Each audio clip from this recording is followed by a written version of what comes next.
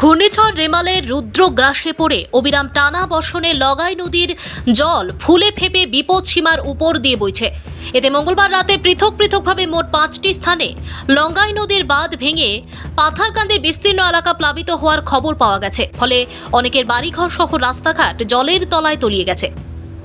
এতে স্বাভাবিকভাবেই দুর্ভোগে পড়েছেন বিভিন্ন ভুক্তভোগীরা। মঙ্গলবার রাত্রি সন্ধ্যা রাত পর্যন্ত লঙ্গাই নদীর জল 22 মিটার বিপদসীমার ওপরে অবস্থানের খবর পাওয়া গেছে। তবে এলাকার উজান এলাকা থেকে জল কমতে শুরু করেছে। ইতিমধ্যে পাথারকান্দি লঙ্গাই নদীর দক্ষিণ বিলবাড়ি, উত্তর বিলবাড়ি সহ কচুবাড়ির 5টি স্থানে বাঁধ ভেঙে বিস্তীর্ণ এলাকা প্লাবিত হয়।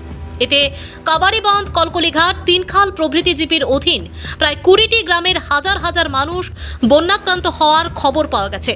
আজ প্রশাসনের পক্ষ থেকে বেশ কিছু বন্যাক্রান্তদের তিনখাল প্রতাপগড় হাই স্কুলে অস্থায়ী শিবির গড়ে আশ্রয় দেওয়া হয়েছে।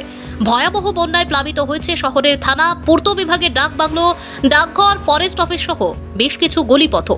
এদিকে জলসম্পদ বিভাগের চূড়ান্ত খামখেয়ালিপনায় পাথারকান্দি শহর থেকে ঢিলছোড়া দূরত্বে সুইচ গেট সংলগ্ন ছাড়াও থানার সম্মুখে ডেইলি বাজার সংলগ্নে থাকা লঙ্গাই নদীর বাঁধের ওপর দিয়ে জল তীব্র গতিতে বয়ে যাওয়ার মুহূর্তে পাথারকান্দি কালীবাড়ি রোডের বেশ কটি দোকানপাট ও বসত ভিটে জল প্রবেশ করে। পরে অবশ্য আজ সকালবেলা চাপে পড়ে বিভাগীয় তরফ থেকে এসব স্থানে যুদ্ধকালীন তৎপরতায় মাটি দিয়ে বাঁধের জল আটকানো হয়। বুধবার সকালবেলা সার্কেল অফিসারকে সঙ্গে নিয়ে বন্যা বিধ্বস্ত এলাকা পরিদর্শন করেন করিমগঞ্জের জেলা শাসক মৃদুল কুমার যাদব। তিনি দ্রুত ক্ষয়ক্ষতির তথ্য সহ বন্যাক্রান্তদের পর্যাপ্ত পরিমাণে ত্রাণ সামগ্রীর তালিকা তৈরির জন্য সার্কেল অফিসারকে নির্দেশ দেন। বৃহস্পতিবার জেলা প্রশাসনের পক্ষ থেকে পাথারকান্দিতে বন্যা দুর্গতদের জন্য প্রয়োজনীয় ত্রাণ সামগ্রী পাঠিয়ে দেওয়ার আশ্বাস দেন জেলা শাসক। জানা যায়, বন্যার জলোচ্ছ্বাসে বাঁধ ভেঙে অনেকের ঘরবাড়ি তলিয়ে গেছে বন্যার জলে। পাশাপাশি অনেক কৃষকের ফিশারি ভেঙে ক্ষতি সাধিত সহ বহু কৃষকের সবজি বাগান জলের তলায় পড়ে পচন ধরতে শুরু করেছে। একই সাথে গত 4 দিন ধরে অন্ধকারে ডুবে আছে বৃহত্তর এলাকা। ভানুচন্দ্রের রিপোর্ট।